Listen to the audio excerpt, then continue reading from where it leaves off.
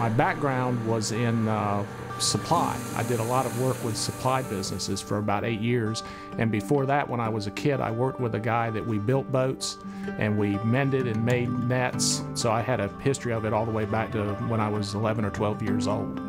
I'd always wanted to work at the museum. Ever since it had opened back in 1975 and it was on Turner Street, I would go in there, you know, to look at the magazines and look at some of the books and look at the aquaria they had, the fish that they had.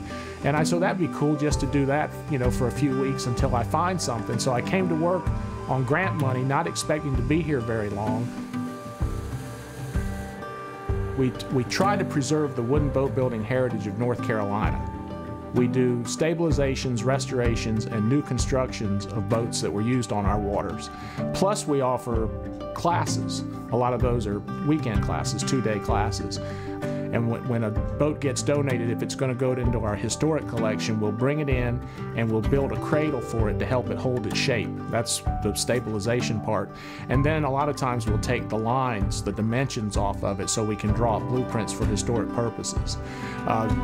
Sometimes, like if we have a boat that's, we don't have another one like it, that one will go into the historic collection as is, and we usually don't restore it. If we get a multiple of that boat, then we'll do restoration to it. And sometimes if we have a lot of them, like the spritzel skiffs, like the one that's on the museum logo, we'll have a fleet of working boats. We've got like 5 spritzels we have in the water, so we can use those to take people for sailboat rides, and we also have classes where people can come learn how to sail those boats. The volunteers, there are 2 of us on the staff over here, and then we have about 30 volunteers on the floor and about 5 up in the model shop.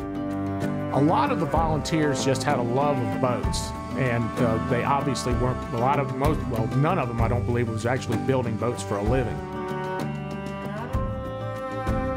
The project that I really enjoyed the most was a few years ago when we did the landing craft, the Higgins boat. It was the same type of boat that was used on the Normandy invasion. If you've seen the movie Saving Private Ryan, those were those landing craft going in. That was a landing craft that was actually made out of mahogany. There were over 23,000 LCVPs or Higgins boats that were built during the war, but only about 2,000 of them were mahogany, and this was one of them. And the whole time that project was going on, we had World War II veterans that had either crewed on those boats or gone ashore on those boats. They were coming in here almost every day.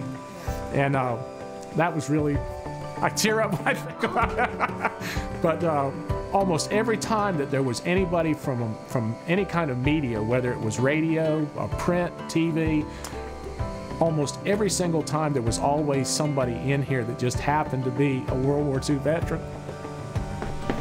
So that was my favorite project.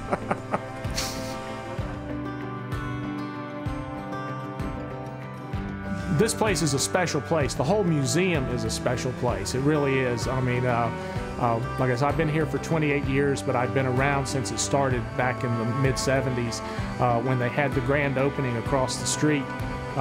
I was there for that. What we do here is trying to preserve that wooden boat building heritage, the history of the area, and it's just something that's really important, and people are really hungry for stuff like that. It's amazing when people come in, and it's really neat when kids come in and they're interested in what was going on in the past. And it's just a really special place. And I hope that it always will be a really special place.